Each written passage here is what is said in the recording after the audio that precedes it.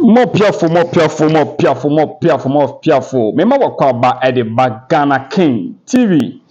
Ane da wo hwe ha bomade se wo beso subscribe channel na share video no fama adofo na adofo nyina na omunya bi hwe na uwia bomade se obetre wadwen e comment section ho e wabutrem esan sa ha yeni atem na emum ye tre adwen e wabutre ekwan so na onu adofo asem wasi anibre aba arewsem enso so etimi asi wo hwe ma ho fama ya mefra me kuntunkuli ene me ko jan na tese tuntum ene kokko ansana be hu tuntum ne kokko no tese asem kesi asi ansana be hu tuntum na asem kesi asi ansana be kokko no na ade ato enipa ani na ene asem be na asi enam se Ghana hensem da makoma so na de yekoso Ghana hensem bia no etwa ho emfoni ede tre ya dofo no ya hwefo nyina no na ene koda sole ye enra 7th ena minimo kasei eye High Court edi Sampa ensem na ne chieftaincy issues so ekwa hensem na etimi ba wieye ema na Samgba Gyafla etimi edi nkunim ewo eye ne gazette ho sensem a ekoso na minimo kasei se na munim se amodua na wode ensem ba eye asante kotoko hini fie manhia fikesiem na yewura otumfuo setutu bu asem ni na wieye na samodua edifo no samodua ka se onte ne ho ase na onya adomahene sumahene na omoyeru yedum se omo ompre onte ase no na sika bebre na samodua na abusuafo ede ekoma adomahene ni sumahene sika bebre ena omodokofo alangardefo ene matwemafo ena mukodi nyamra se bebre sika bebre na mutuatwa mema police for ne soldier for ne security for bi sika bebre na samodua ane ne nkofo atimi ase no sika bebre na court ekoniaba nyina omo se no na eno na eneyim ne wo kasai do mahene hye omo bose se ndis aban weni a asem no aye foolish case to no beka ene yi adwuma se se me ne wo kasai ndis aban emre so do mahene ma aban emre so ene eneyim asem no aba wieye ema ene me ne wo kasai do mahene eni Blue House of Chief for Edinguku Omadifo Amana na Samgba Gyafla Edinkunim na samodua ti ye na hwim yesi samodua ene na busuafo ne bebre na atimi emuna ahwe no momhwe ya ebi mususo atimi akwakoda eye hospital sa abre edibi ekwakohye mochire netese ebi mafa ho ayeden awu ene na ne ede ani bre ene arewosem ene wosu ejado ababeto sampafo samodua na busuafo so yenkonye kotie ensem yumra na busunya ye na ye pri akonwa ne ho nti ase enye adwuma nti adwane ko Country free na asem no so edi asem no eka se ampa oba hema akonwa no ye ena edru yensu se yendi akonwa no abusiafo ye nuanom ani wa mai anti ase amasamre no na kofi na wotoso mienu ebe seti committee me pese metu mebu ase na atenioma biase de bia me ka se ye ka asem a obisa probing caution ema nkrofo ehunu enti emra akronti hini fie edi asem no edi ma ye no ye nua eni wa mai o manti ase na ye nso de ese ye nananom tete ye no enye tutrasem eni basabasa yo eni ye di eka ye nsem emre biara no ye famra kwan so amamre kwan so ne ye di aka tie ba sa no na Samgba Gyafla na busuafo ya nya no tutrasem na kofi no ebra ye na enkrofo ana omo ho no no mo sei asase no tunton nioma ye nioma bi ntina na Samgba Gyafla na busua panyini aye opanyini Abu Mahama samre no edi kasem no ekodan court send ye beya ye di injunction betu ensase na ye ton a ye sika ne basabasa eni anwa na ye tu ne santi no nananom hunu se so manka enkonwasem na entimi munya kwan enye tom ko yi asem no edi baaye edi asem no ebe ma 7 member committee sa hemfo nson ya me kan omo ho asem yi omo ya hemfo a omo ka Sampa Traditional Council ho sa hemfo nson yi etenasi efre eni wa mai eme ye be kan ya asem ekire won omo de omo judgment baaye na judgment mu kire se ampa Sampa akonwa no ye na edru ye nso se yedi ade sa judgment no me dia to me platform a wo hono de bia me ka me se judgment ye di asem ma wo a ye ma wo krata Enti obi si ye di bibi mana mo mane mfa kratamra. Ti ye di sa judgment ne ba still ano mo nti ase. Asɛm no kɔ pie Bono Original House of Chiefs. Omo tie preliminary samre no omo ankasa ka sɛ enokre enkonwa mmienu no because samre na Kofi so no so awu aka ho. Omo sɛ enkonwa mmienu no nyina ba bedi mo ho. Na sɛne ye bɛyɛ mo kwa mo nuanom nso bɛnya pepa ne ɔdɔ di mo akyi ne nti no. Nka mo nhwɛ mu na mo nyi baako na mo mfa baako ma mo nuanom ani wa ma no. Me ofa Abu Mahama eka sɛ sɛbi megina busua n'anim mom na enye me nko ana me yɛ busuani. Te mo ma me mprimachi na me ne abusua nkɔ kasa ne ye ba ne ye wo bia no ye de abrɛ mu. Me ofa bɛkɔ aba a obahu Samba bio mu ankrofo esi be ye nti ase. Ti eno mo na ekonkon ha na ya fa no mbienu ani wa amayi ye wie hunu sɛ ampa Sampa akonwa no ɛhyɛ asanteman ase ɛyɛ radia. Nti yakora Bono region ha na ye di asɛm no kɔ no. That was not the right forum for the judgment. Nti ye nyina ye ti ye ho ase ɛna ye yi asɛm no ɛde kɔ menhia. Ye seti committee. Ye di asɛm no ɛka sɛ ampa ye ni Adama Watara nom ɛyɛ ni wama. Nti wo mumie no Adama Watara ɛne ɔpanyin Abu Mahama ɛsrɛ ye rantam kɛse kantam kɛse sɛ ɔmumie no bɛba bɛtena sondwem no mahwɛ Sampa na Sampa tumpon. Ɛno mo ne ye ba ya ye tu ehu anamoa ti ye bɛka kyerɛ nananom astrankonwa sɛ ne ɔmbɛya ɔmɛka ye ho na yakɔda asanteman ra ase ɛne asanteman council. Ɛno mo ana ye so ti ye sɛ ɛyɛ abaya bi a dodoa no anum no Sampa a ye frɛ ne Fati na nse no ye frɛ no Rose Mansa ɔde asɛm bi abɛdan asanteman first petition. Enye sa petition na ɛwɔ Bono Regional House of Chiefs we ɛyɛ petition mu no na ne nsɛm nyina ne sɛ ɔno Rose Mansa ɛka Adama Watara no mu ho ɛmɔ di Sampa akonwa na yɛn di hwekronkron no de yɛ ndi akonwa ne bi. Ɔmo gyina asanteman mu ɛka sɛ ɔmo pɛ sɛ yɛwura nkasa na ɛntena asɛm no so ɛma ne mfa ma committee bia. So the arbitration should be chaired by His Royal Majesty Otumfuo Osetutu a otoso mienu. Otumfuo te ase asanteman bobo Otumfuo tuma asanteman ema obi ahemfo no nyina obi a kyerɛ na dwen ɛka sɛ Fati a ye friend Rose Mansa ɛne ɔmɔmaka ho sɛ yɛwura ankasa ntena mu dia ɛne yɛwura nwentum no wɔntena so because yɛwura tena sɛm no wɔka wi a etwa pe yɛwura ɔdo obi biara na onka obi asem enguni onka obi asem en ka se me ma wonti mentie wasem no omo kwan e ma ye nyina ye baaye ye be kyerɛkyerɛ ye nsɛm samre no mu anso na Sampa Traditional Council for ye meeting egitu mu se ye ka asem no wi a ne obedi nkonim no the Traditional Council will back that person to take Sampa Traditional Council forward.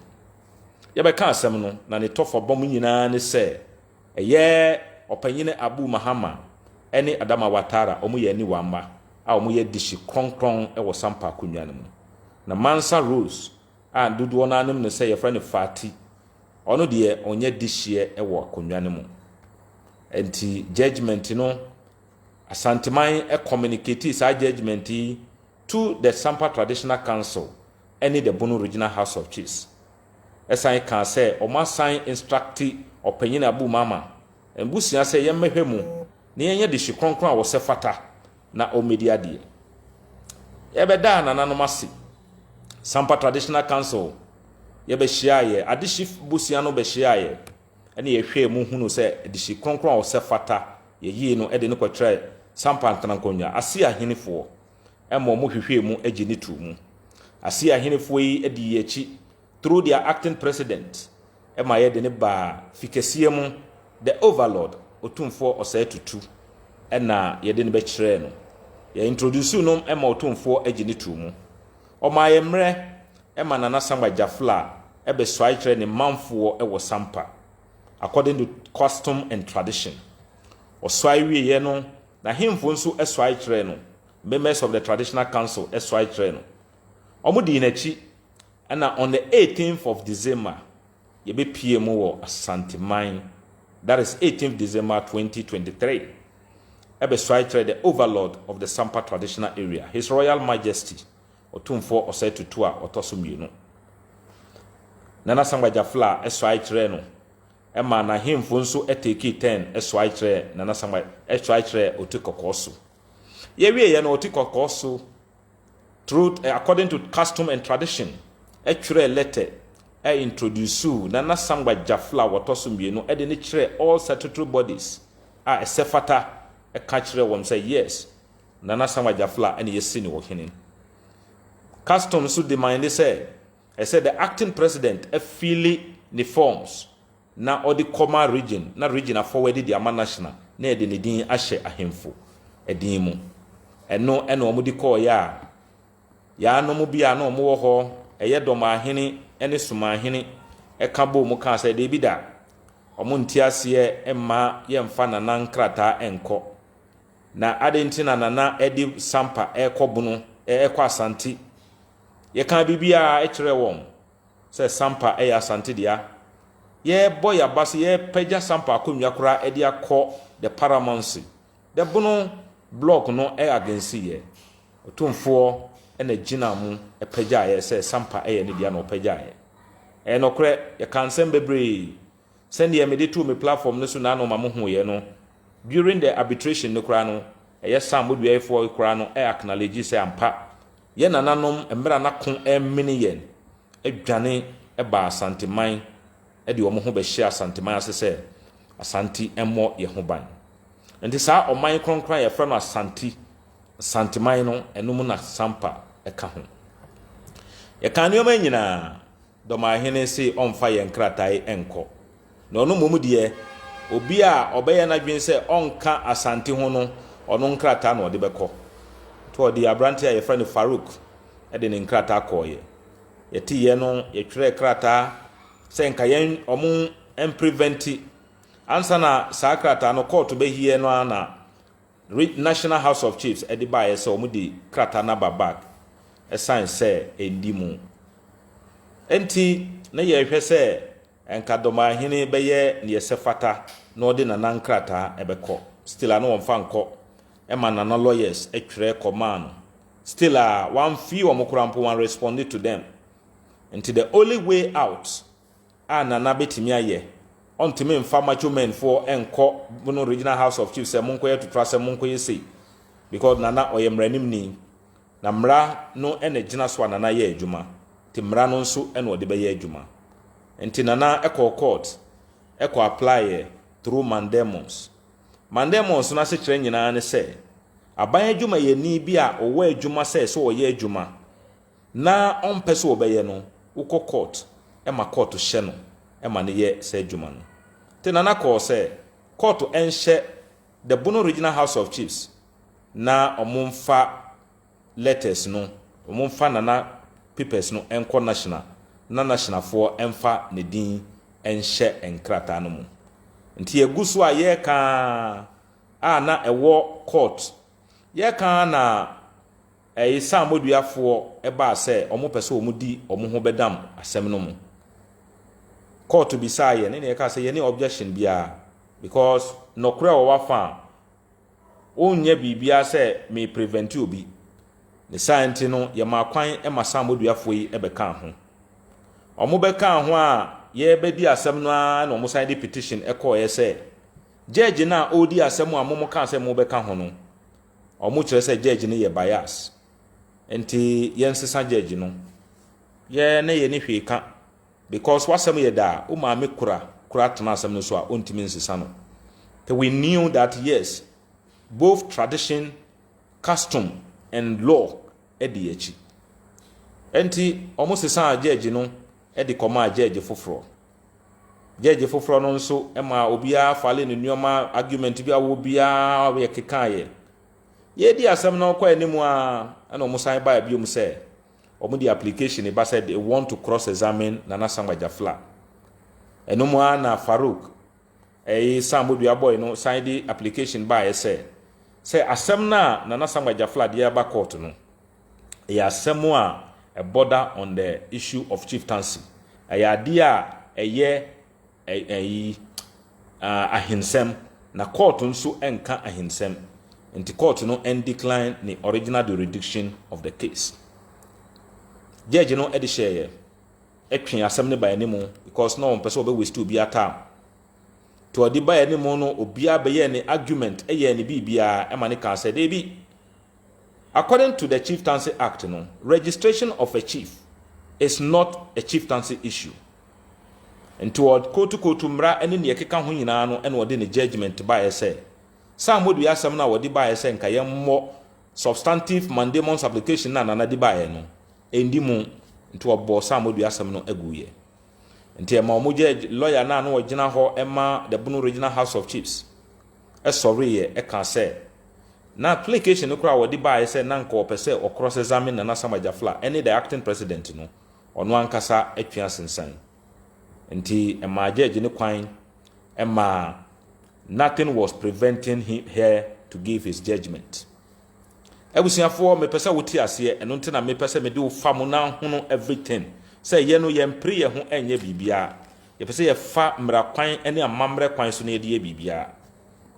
Ebusiafo enti court no di share ene eye 7th February say ye mra na on my judgment nti ana nopa ye be pie mu wo e wo court nti ne court no e di ba ye na me pese me ne wo ye bobo hu na yeti ase because my hunu say ebinom ye nioma bi a enye nokore na e free court ba ye se ne be ya obi nnada o sebi me nana ajarafo dwa otiti mi no ka bibi kire mi o si answer na obi betwa ntro a kire wo no na o pese wo kire se na dwen mu do esen nti e ma obi kwan e ma ne ndada o de bia me meka se obi ka se ye the judgment he has a judgment in his favor catcher say for judgment no ma me copy na me kan enti abusiafo ma me mfa me computer yi na me ma won hunu what actually happened na yenhwe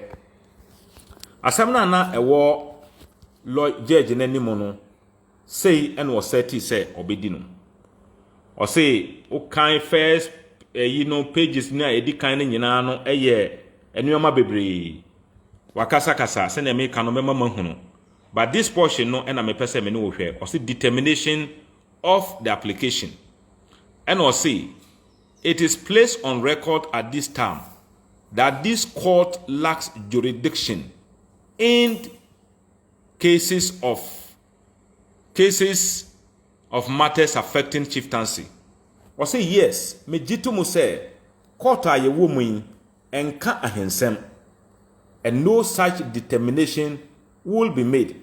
Ne senti no ye meka ahensem ewa ha.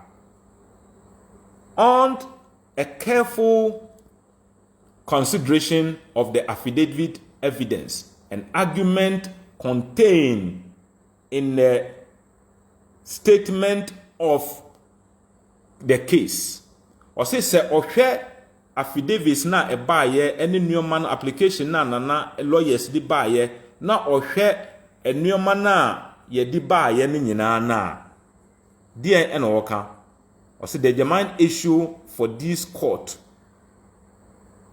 this consideration is one, whether the applicant has fulfilled the basic requirement for his name to be entered in the National Register of Chiefs.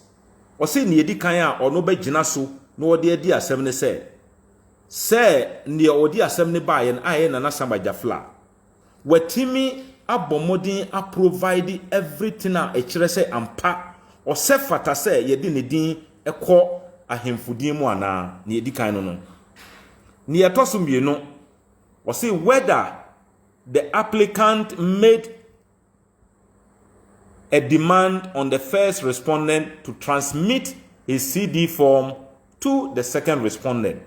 Also, obesa hwehwe hunu say no kra say na Samgba Gyafla oya applicant no obisa Bono Regional House of Chiefs say momfa me nkrata no nko ana wa misa won ne etoso miensa obegina so ede aboa asem no ene say ne etoso miensa ene say o say whether the first respondent, Bono Regional House of Chiefs, has refused or failed to transmit the applicant's CD forms to the second respondent. Or say, Obesa who say, either say Bono Regional House of Chiefs, na bisa wo say, or mumfan in krata and inquire no, or mu castle mumfan na. And now, the fourth year obe determine whether the first respondent was demonstrated any legal impediment in request of the recipients and transmit of this. Or say Nana can say young funny krata no koye no. Either say the Bono Regional House of Chiefs no etimi chere say mrabin tino yentimi mfanko. Tin yedi kan. Also opeso ohunu say Nana Samgba Gyafla wa meet the criteria esefata say yedi ne din ko ahemfudin mu. E dey di kan. That is the key issue. Ose yemfa wudin enko ahemfudin mu. Wa meet that criteria. Mema bu me wa hay me ka say professors omo Ghana yemfa me din ka ho a. Ne yedi kan ye so omudi me bisa ne say me kura no ma qualify say me ye professor. Ye timi ehunu enu wi a anso no makwa akọ bisa say me ye professor no me make attempt be say yemfa me din ka ho ana. Me ye sa attempt no ne eseso odi me din ka ho no or refuse say onya ana. Or refuse ya o kire ne enti a eye mmra kwan so a eno nti no o kire ye. Ti sa nneoma enan na judge ne seti say obegina so no dey determine say nana e wo case. Ne edi kan a esombo kesi pa say nana wa qualify say yedi ne din e ka ahemfodin ho. Enti judge ni bisa sa nneoma nyina wie ye no unya judgment na mechia mama ready and wo kyerɛkyerɛ nneoma ese say kwan ban so ne yefa ema yedi ohene edin kɔ ohene mu saa ohene no ese yefa amamre kwan so ne yeyi no yeyi ne wie a ese yefa mra kwan so na yedi ne si akonwa so yedi ne si akonwa so wie a ese yefa mra kwan so na traditional council na omo wo mu no a eye ne president ana president ni ne ho a enamusini na yebeyi no saa enamusini no ebetwere e de akoma the region ne say ohene ye wawu ana say oyari ana say yato na de yesu ene yedi foforo we eba enti wo cheki saa nneoma ne nyina no ohunu say Nana Samgba Gyafla e for fili ne nyina e meti saa criteria no ne yedi kan ye fa mamre kwan so ne yeyi no ye toso mienu ye de ne kire Nana no matrankonwa Nana no matrankonwa e gene ti kingmakers gene ti ye fa mamre kwan so ma ne soaye omo wie ye nso no eye Nana Kwadwo Masa a wo ye acting president e fili ni forms e de command region sene esefata nti ne yedi kan a na oseti ya se opeso ohunu se ye ndokre no wagi atomo se ampa Nana Samgba Gyafla osefata se ne din ekọ ahemfofo din mu munti asem ne ye nti wo free enomu no ene oba biom se oba bebisa enti Nana Samgba Gyafla e make attempt obisa ye o demand ye se yemfa ne nyoma nko eno nso ohwehwe mu no ohunu se eye nokre because emra na omumfa Nana Samgba Gyafla nkrata ne nko no Nana Samgba Gyafla lawyers etwere e de koma abunofo etwen wo madwen sisu se Bono Regional House of Chiefs no the Regional House of Chiefs no to me a ye de ama wo mo ne se mo de mo soa ade no e de koma national na ne amudi beko no ese a free the traditional council a panyina woda no no ene be sign enti Nana Samgba Gyafla e make demand enti wa meet criteria number 2 ena okọ number 3 na okọ ye na obisa say ob make ye no did they refuse say omomfa nkwa na because se wusu obi mfa wade anko na wanka say me mfa nkwa a untimi nkoka say obi nhye no ma ne mfa nko enti na nke so o hwehwe say Nana Samgba Gyafla e make demand no did the Bono Regional House of Chiefs refuse and acted accordingly ana and no so hwehwe mu no ohunu say ampa the Bono Regional House of Chiefs not the presidency of Sampamanhene no e refuse ye osai kan say even Nana lawyers no twere baaye no the house even treated the lawyers with contempt. Oman fi lawyers ne kura, oman respondi. Enti Nana make demand Emma the regional House of Chiefs under the leadership of Nana Domahene no refuse ye. Enti say ye call the last one. Obejina so edi abu nasem ne say. Bunu regional House of Chiefs omu kire mra sa mra na chichire omu nsa enti na omu ntimi emfa na nankrata no nko ya na lawyer judge ne hwehwe mu no ohunu say na mra biara ne hwa na chichire omu nsa. Osan call so ema ye hunu say ose ohwe evidence ne nneoma na ewo ho no nyina no kire say ampa. Ye nyina ye ni interested party na or second interested party na ye Samgba na ye bae no ye nyina ye call menhia e de asem no ekodan ye ra ema ye call arbitration ema arbitral award e bae.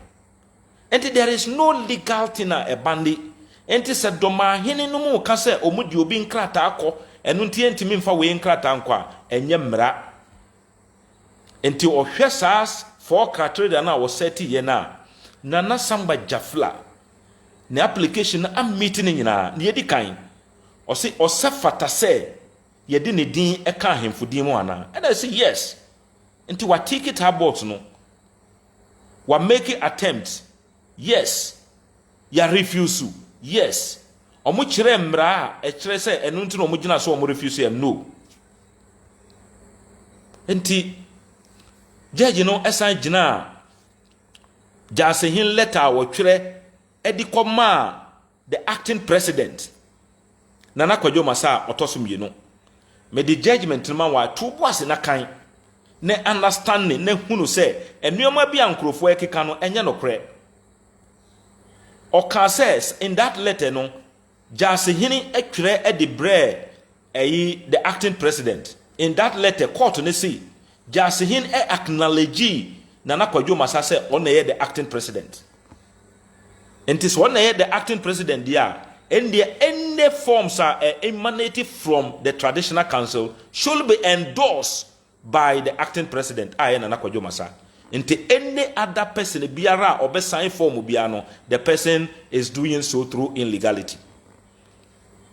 Ebusia or sign call so ema ye hunu say that letter no Jasehin ankasa acknowledge say ye nyina ye de ye ho akọ menhia because ye nyina ye gia to mu say sampa akonya no hye asanteman otumfo ase in that letter no kwasa Jasehin kan say obia aka ne nsem nyina awie nti that letter no kura e ma judge ne hunu say ampa sampa akonya na eye Farouk Samgba boy no ka say enhye otumfo ase Bunu regional House of Chiefs lawyer so ka say enhye otumfo ase no enye nokre omusan kan say omu bi biara ni ho a wakọ asanteman akoka asem da Samgba si ono nko hoda ni maame Rose Mansakura nko hoda na busuani bia nko hoda na wo hwe nkrata any evidence na edi ba na nimu na enye nokre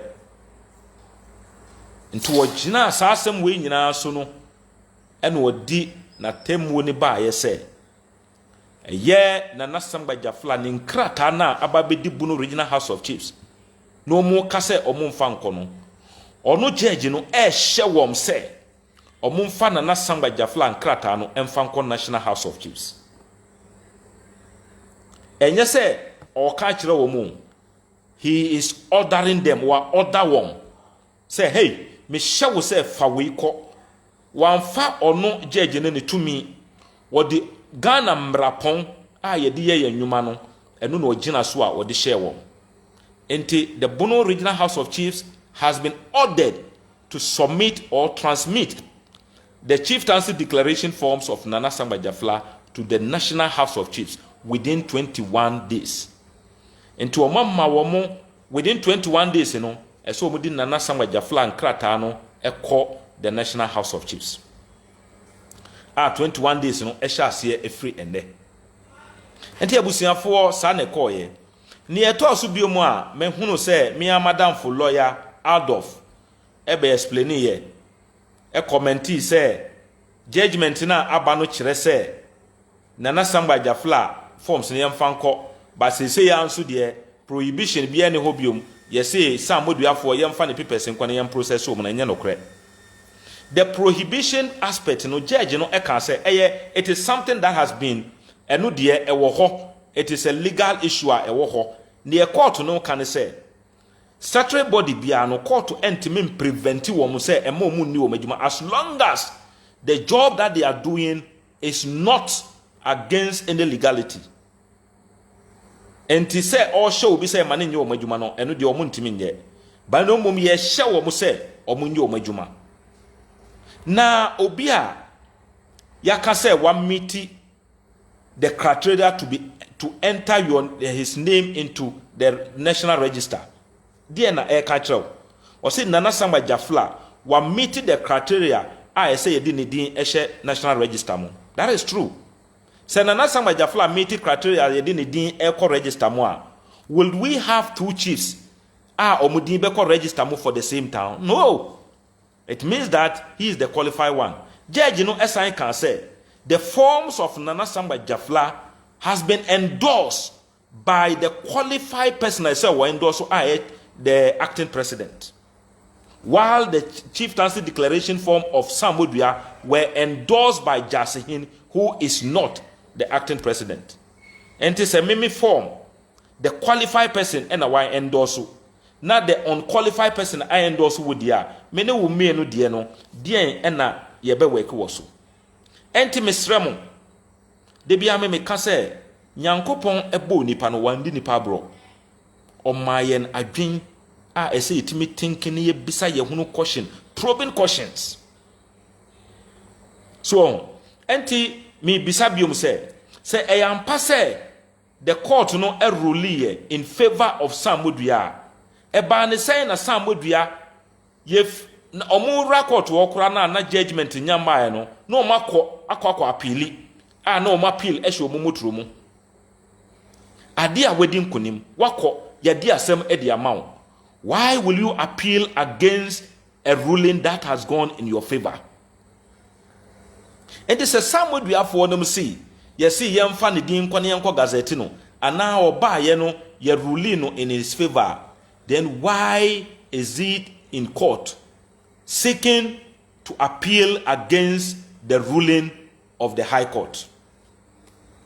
Mesremo moma ye ma enkrofo kwan emo momfa madwene eni agro obi biara wo pese wo twa ntro e kire obi ano no pese wo kire wo se na dwen mu do esen hwe ene date e saying ene date na was 7th February 2025 we e dey in the Superior Court of Adjudicator also saying in the Court of Appeal Kumasi Asante region we e dey Human Cross Right Kumasi and was see or see in the matter of an application for judicial review in the nature of mandamus and prohibition pursuant to Article 141 of the 1992 Constitution, Section 16 of the Court Act 1993, Act 459 and Order 55 of the High Court Civil Procedure Rules 204, okay, CI 47 by Nana Samgba Gyafla. Okay, tie na men kan na hunu ni ye Nana Samgba Gyafla and in the matter of the Republic versus the Bono Regional House of Chiefs, Bono Region, National House of Chiefs, Kumasi, Asante Region, the two put together they are respondents. And then Nana Samgba Gyafla alias Justice Emmanuel Ankama, Paramount Chief of Sampa, the applicant, Traditional Council, then blah blah blah blah and omo baye enti omo suit no ne number ne 0069547 ene na omo di ko enti wa wini a obi a wa wini o ko appeal and o see notice show or see notice of appeal pursuant to rule 8 of the Court of Appeal rule 1997 CI 19, okay. And was see, please take note that the second interested party, Odeni Farouk Samgba, an applicant herein, being dissatisfied with the judgment of the High Court, Kumasi, given by her leadership Justice Angelina Mensah Homia, Mrs. Justices of the Court of Appeal, sitting as additional High Court judge, delivered on the 7th day of February 2025, do hereby appeal against the said judgment to the court, of appeal, Kumasi, upon the ground set forth in paragraph 2 below, and will, at the hearing of the appeal, seek the relief set out in paragraph 3 below. Enti, sebi. Udi wonsem akọ court. Na wo claim say yedi amount. Yedi amount na wo say appeal against that asem na yedi ma wo no. Enti abusiafo mesrɛ mo. Yedi asem no edi ama na Samgba Gyafla. Sa modua se wonte ase. Enti o say judgment na otemwani no edi baaye no. Omo nte ase enti omo kɔ appeal court. Na mo nso mo sa ewo sampa se mo di nkunim. But I don't have any problem with it. It bring a exercise. It bring joy. And I don't have any problem with that. That is even better. And the judgment is very uridia. Judge say near one meet the criteria for his name to be entered in the register of chiefs of Ghana no Nana Samgba Gyafla wa meet. And wa order wom say omumfa ne dinko. The interested party now, Sam would say, he is not happy with the judgment. Judgment no mu jubilate so ma wi no, he is not happy. Enti me madam for Adolf. Explanation now obe ma comment now obe mark ye no. Guy ni congratulating Nana Samgba Gyafla obe tire wa say senior is not like that. Na Sam Odua be the krata be kwa mama gazette no. Then what is it appealing against? Is it appealing against the judgment now? Momu kase a call in his favor no. Mesremo. Moma yan koso ani yendi no kura ho ban. Because mo koso na mo ka ensemo a enimo enkyere nkrofo a e ba bedru point bi no ombe fi se obi na asese won. But enye sa. Ukọ bebia de obeka bia na wakwa no kura kire wo nipa. Uye sa na you are building trust between you and your people. But if you keep on lying to them, ebehamu entimesremu, because wabahahwe part 2 no, or say part 2 of the ruling appeal, or say the whole judgment of the High Court Kumasi given by Her Ladyship Justice Angelina Mensah Homia, Mrs. Justices of the Court of Appeal as additional High Court judge, delivered on the 7th day of February 2025. And or appealing against all the judgments. Idea will appeal against, you are still jubilating. Why won't you tell your people the truth? Entity my move for mesremo. The public mo frame. Why are they jubilating? They say they've won. They say they've done this. Boy, be cry a video. Say yes, somebody appreciate free person kwa say mesremo. Don't be deceiving your people. Moyo musa na ebedru point bi no. O ma biemo be yo say obi na SC wom. The law is not on your side. You submitted yourself to arbitration voluntary. Ya ka asem no ye ma judgment na wo maame agina ho. Wan kasa no wo gina ho na files bebre kurawo na wo yiba in court usi wo nko bebi ada wo maame nkura ko bebi ada. The judge ye the video nyina ka ho edi baaye. Letter mwan kasa mo twere ye jase hene twere ye jase hene nan kasa acknowledge say ye wo menhia obi aka ne nsem awie. The same letter no so acknowledge say ampa ye na nakwadwo masa na ye acting president.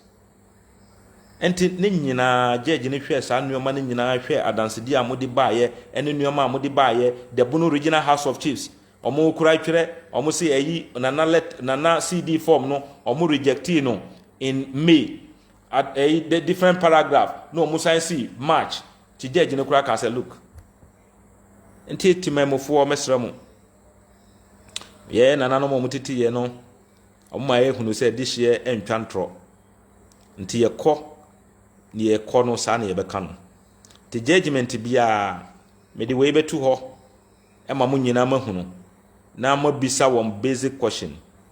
If the ruling, the verdict echo in your favor, then what are you appealing against? Dabe na mako court no obi awini na wo san appeal against e wawini. What be that? Wako school ya mark you paper what 100 na wasan akose woni lecture na ikokun se adent na wa ma 100 timesremo. Enti the court has ordered the Bono Regional House of Chiefs so omun submit nana forms no Kofi obisa me say will Sampamanhene obey this order?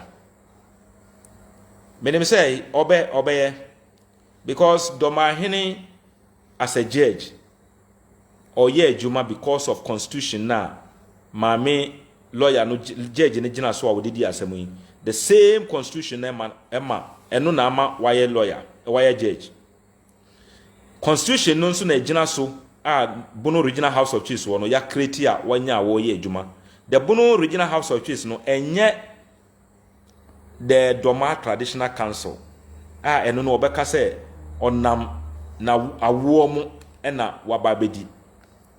The Bono Regional House of Chiefs is a creation of the constitution. Say a creation of the constitution there. Na constitution nso na ye maame a wotena dwa mu agina so edi judgment ni ba ya wa make sa order na Sampamanhene so san ye the officer of a court no obeka say he will not obey the very tumi na amane tumi ma wono di timidi nkurofo ko to prison omo beka ma na wo kasa wonye ntum no menye sure say madam fo Sampamanhene be yesa enti I don't think he will do that. And it is an order from the court. And it's not an order from me, Abu. Me na me order na dia obeti mi akase onye because me need to me.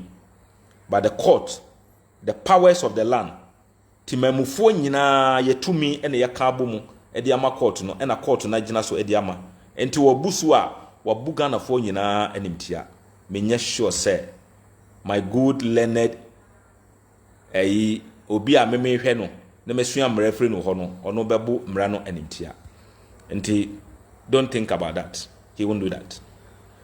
Enti na yensu bisa say if the 21 days elapse now onye hwiade ne yebeye we will not preempt something. We will not conjure yen imagine bibi eno no na ba bedane imagination say udana wo beka wa obeye dan asori. No, it's an imagination. When we get to that bridge, we will cross it. But I don't think he will let us get to that point. Or ye mranimni, or ye officer of the court, until he will do the needful. Hope the appeal won't affect the ruling. Oh no. We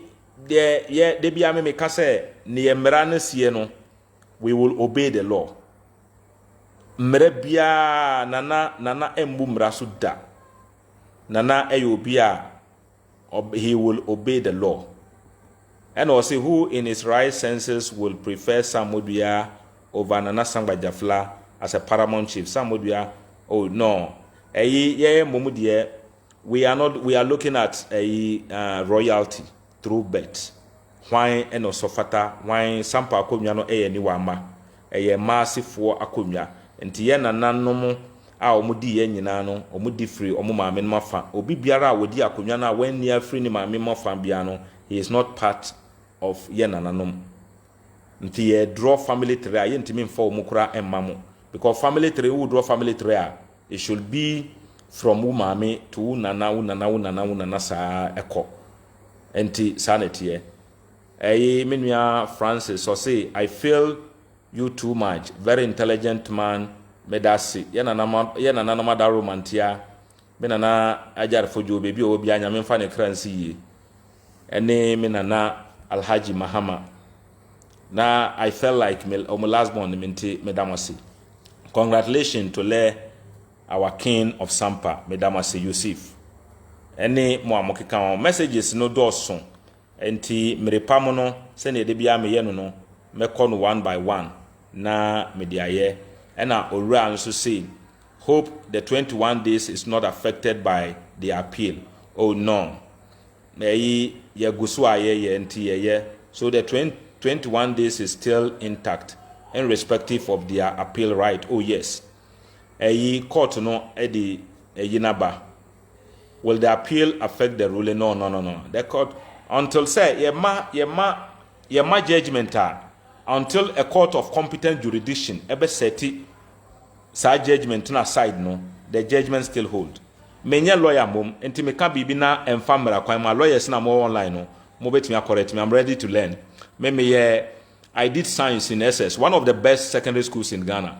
Nafana Secondary School, Presby, or Sampa. I want to call here. Maybe I'm called one of the best university technicals.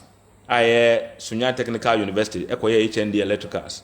Me free one one of the best universities, University of Education. Ebe MS degree in information technology. And I'm a call masters in information technology.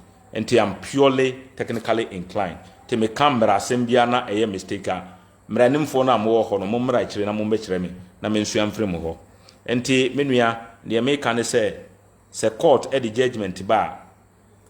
It has to take a higher court of the right jurisdiction or setting aside. Until that one, the judgment still hold. It's sanity. Enti medamasi. Or any caution be our person when they make biana, you can go to my page, my number or honor frame me, and now bet me sending me message. Say, who frame me na my intimi far, I will call you back. Because Munti and a woho, the way my boy chidon namudi no krenechino ye.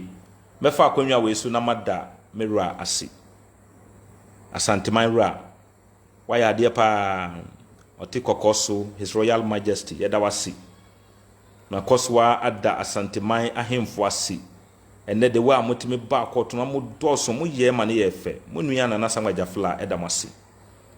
Asante man o man kronkron yedamasi. Obi biara timemufo nyina Ghana fo omo mo frame free Eastern region, Western region, Greater Accra nipa bebre. Medamasi. Se motimi anya enijie ewo emo Albert say Nana, congratulations. May you live long. Amen. Enti me hwe the way amotimi nya pepa ni odomo frɛ mo guide asofonom me sofonom a mo frɛ me na mo bompaye sore ne ye mompaye mamo me damasi covered by the blood me damasi imam nom obitimi frɛ o say me wo imam ba ko bi o frɛ me o say Abubakar Sadiq, let me pray with you. No a bompaye was can adua the amami me sofonom ebusiafo me damu nyina ase ne amoye maye na so tumfo is very powerful king in Ghana. Yes, I know kre on say de bia me ka say when somebody is greater than you don't envy the person, you learn from the person. Into kind book be at corridors of power o kan ya e be kire wo because omo nana no mo fa kwan bi so no mo ye sua free wo mo ho. The history that you are trying to make today has been made long time ago, and it will not change. Me offer bakupe Amadu Mahama was saying, me offer bakupe. Or say message in call. Or say congratulations to Nana Samgba Gyafla the second Sampamanhene Piao of Amedasi. Or say please. Messages ne conto there. Mentimian responded to the Abuaji David or say please can I get both copy of both the judgment and appeal? Okay, call me page you na sending me na family me wo number ho etel tigo number bi na sending me high who sending me higher just write there copy me who copy now I'll forward it to you into our pay no take the number send me copy I'll send the judgment to you for you to read. We want people to be informed. Informed citizens protect truth. Timedamasi. Set Opoku, congratulations to Asante and Sampa. Edamasi. Your consistency share your insight with the such wisdom. Medasi. Menuya medasi. Mwana mesuya benuama be briefly moho. Oh, how bit me send you message. We know air can say. On say no, yes, oh, how no account of say can say. Medamasi pa. between teachers a mo kyerɛkyerɛ me see wei ye kan say no me da ma se pa nyame nka mo ho mo nkɔ so ana mo kyerɛkyerɛ me saa ɛyi nso say I just listened to your lawyer explaining what transpired in court at Opensio Radio some few minutes ago. Congratulations to Nana Samgba Gyafla. May peace reign in Sampa. May that see. Ebusiafo me damasi. May fa konwa we so na makasa kyerɛ embebuno amowo Sampa. Moma yɛmmɔ Sampa so ndwie ho ban. Moma yɛ ndi nipa baako bi akyi ema ne nkɔhye akyi ema yɛ nye nneɔma bi a nneɔma bɛsɛe. Cashew business no very formidable. Ɛboa yɛn pa. Ɛboa yɛn ma yɛ nneɔma ɛkɔ so. Ɛboa yɛn pa nti mesrɛ mo pa sɛ ne yɛbɛyɛ a monye emma basabasayɔ emma hɔ emma omo di omusika be share cashew business no enyi sika no free hɔ saa nneɔma sika no ɛboa emma mo maamenom mo nuanom enye adwuma yɛ mo ankasa no mo brɛ mo ho ase a mo betumi asoa bi di anya sika me hunu nkrofo bebre a o masoa cashew bi de sika no bi di akɔ ɛyi your friend is saying de akɔ abrotre nti mesrɛ mo a sɛ ɛyi mede okay I understand you or say please send copy of the ruling to the Asante WhatsApp group. I'll do that. Ente mesrem timamofo moma yen koswa na yemmo Sampa so ndwie ho ban. Ya ye free baby a yaba betena ho. Bible aka kire yen say or say ye kɔ baby a yen hwehwɛ ɛhɔ ye die na ɛhɔ ye die mu na ye die be free aba. Nti Sampa so ndwie ene bema won so wanya so ndwie e de ye wadwuma. Moma yen koswa na yemmo Sampa ho ban.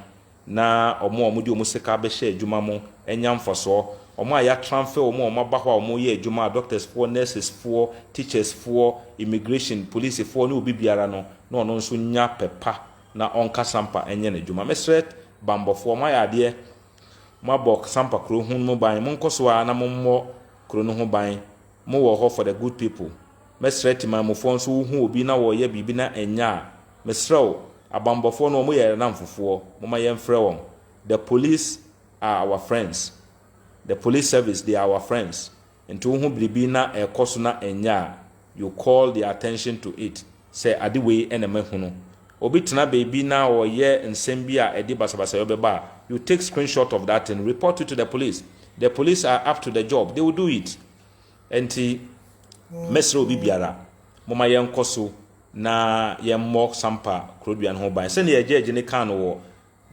court wo no say ye ka asɛm na afi sɛ wo bunji ho a use the legal lay down means na fa ye enye to trasem nti yɛbɛda obi biara se Nana Samgba Gyafla chitafo yɛdamasi mo nso amota samodu achi yɛdamasi mo nyina mo ka ho makro no wie pɛyo sɛ ne yɛ nana no mo ne mo tena yɛ ebeduru saa no saa na Nana Samgba Gyafla ene mo betena onye obia basabasa ye nyina betena odomu na yahwɛ na nneɔma akonkan amaye enti yɛsrɛ mo ma obi enkohye wachi enkase koye to trasem bo wankasa wo ho ban na hwɛ sɛ ampa wo daachi meme wa hase sɛ ya mede nkwada aba wiase mo mede nkwada 4 aba wiase mo saa nkwada 4 yɛ sɛ metime prepare na metime nya daachi papa bi edi ma won eba na mebenyine na mebɛyɛ akokora me nso metime ayɛ obi biara ne wa wayɛ tutrasɛm a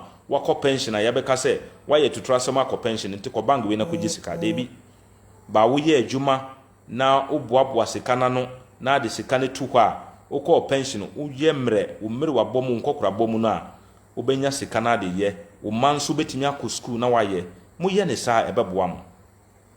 We don't have enemy. Nana Samgba Gyafla doesn't have anybody called enemy in Sampa. Mo nyina mo wo Sampa. Odwen mo ho. Obi biara onka se na wei endi mechi nti me ba be hye no debi. Wudi na chi o wendi na chi o mo nyina mo ho hia no. Na obeye ne esefata edi ma obi biara. Te mesre obi biara. Mesre mo ma yemfa Sampa so ndwie entu yakoma so na yemmo ho ban. Asofo no ma mo wo Sampa mo kɔ mo nsɔre mo a mo preach a mo preach for unity mo preach for love mo preach for understanding me imam no mo nso mo kɔ mo mosque ahodo no mo a nyame e de adwuma sonko e de ahyɛ mo nsa adwuma nyame de ahyɛ mo nsa no daachi nyame bebisa mo te mo kɔ mosque no mo a mo preach about unity mo preach about love Mum preach about nokre ewo ɔman mu a nokre wɔ Sampa nneɛma bi a yɛhunu no yɛnhunu biom. Tinyame nka mo nyina mo ho na meda nananom atena konwa mo wɔ Sampa traditional area ahemfo akodoɔ sɛndeɛ matumi agyina hɔ adi ama nokre abɛsi samre yi. Nyame nka mo ho na ɔmma mo nyine nkyɛ sɛndeɛ ɛbɛyɛ a mo nyinaa ɛne Nana Samgba Gyafla bɛbɔ mu na matumi ahwɛ Sampa traditional area na ɛmfa ne ntoma pamfra asomdwe mmra na yɛ nneɛma ɛnkɔnkan na yɛ ma no ɛnyɛ adwuma nyɛ na industry no bɛbie yie cashew industry bɛbie ɔmo tɔn nneɛma nso yɛbɛtɔ saa ne yɛpɛ yɛnka mbɔ mu ne yɛndodɔdodɔ yɛ ho ɛma obi nkreti enemy bi ɛmma wo ɛnka nsoma wo sɛ kɔpra nipa wei kɔyɛ nipa wei sɛ bisa wo ho sɛ adɛnti na wɔno ankasa anaa ne ma no ɛnkɔyɛ meme wa hai me ma ɛkɔ school enti megyae me ma na ɔmo kɔ school na maba wo hɔ sɛ gyesikan kɔyɛ biribi na ahwɛ manim na gyesikan na adɛnti na wo mbisa me sɛ wo nkɔfa wo ba ne bi ma ne nkɔyɛ mɛsrɛ mo daakye ho hia yɛn ɛhia Nana Samgba Gyafla mabunu a mo wɔ Sampa mo bɛdi adanse a mo mu bebree Nana Samgba Gyafla wabie ne nsam aboa mo mu bebree Nana Samgba Gyafla ɛnyɛ discrimination or buy ne nsam ɛde mo bibiara me nkɔ mechi kura no ɛnyɛ sɛ Nana Samgba Gyafla ɛyɛ papa na meka me pɛsɛ mo hunu how things are abrante ɛyɛ a yɛfrɛ no Farouk ni papa no ɔte Nana Samgba Gyafla fie ɔne Nana Samgba Gyafla doesn't discriminate baby a wo bia na aba ne nkyɛn a wɔgyiw te mesrɛw ɛma obi nnada wo ɛnka sɛ sei ne no ɔba ɔbɛyɛ wo sei debi Nana Samgba Gyafla abayi sɛbi enkraman pa ɔmo wɔ Sampa kora no ɔbɛhwɛ sɛ ɔmo bɛnyɛ ɔmo asomdwie ɛna ɔmo ayi na wo nipa nti nana do bi biara. That is what I want us to know. Nyame nka mo ho na ɔnhwɛ mo ho ɔmmɔ mo ho ban medamasi damasi bio atem didie ne ne keka ho nyina we sɛ wodidi matem emfa me ho because nokre na me ka menim sɛ in your sober reflection wan kasa wo tena se din na hwɛ abisa ho sɛ asɛm a abrante yi kan ɛyɛ nokra na ɛnyɛ nokre document na media betu ho no ɛyɛ nokra na ɛnyɛ you have to ask bisa ho because me wo gidie bi sɛ nyame bi wo hɔ a ɔhwɛ yɛn saa nyame no nso bɛbu yɛatɛn te mesrɛ mo menuanom a mo wɔ Sampa mabusuafo a mo wɔ Sampa Samgba asefo obi biara a wɔ Sampa mo ma yɛ embrace nokre na yɛn tena sondwie mu na Nana Samgba Gyafla Sampamanhene ɔde obi biara bɛyɛ adwuma obi biara ɔde ne bɛyɛ adwuma yɛ bakora na yɛ form committee na yɛ fi sɛ Farouk Samgba no or fiti some committee kra Nana bɛyi na ma na bɛka ho Nana will not discriminate about competency any ne obi betimi aye edi abo Sampa Traditional Council. We will work with everybody as long as you qualify and you are willing to do the job. Nana will put you in a committee a ebeboa ema Sampa Traditional Council akonkan nti ye mma sɛ ye betata obi ana ye beyi mu medamasi ya menka mo ho mrepa mo biem no ye bɛsen aba nti mahunu sɛ mo mu bia send me yi nti me send a copy of the judgment no e de ama wo nso wonya na obi hia na de ama no.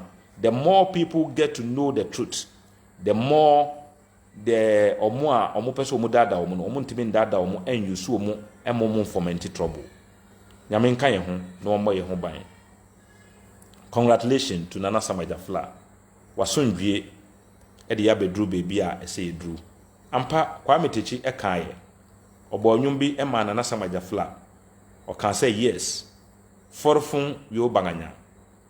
Forfun na eye me nana be ma ne maamedin yejo forentin.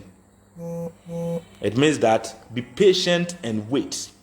When you become patient and wait,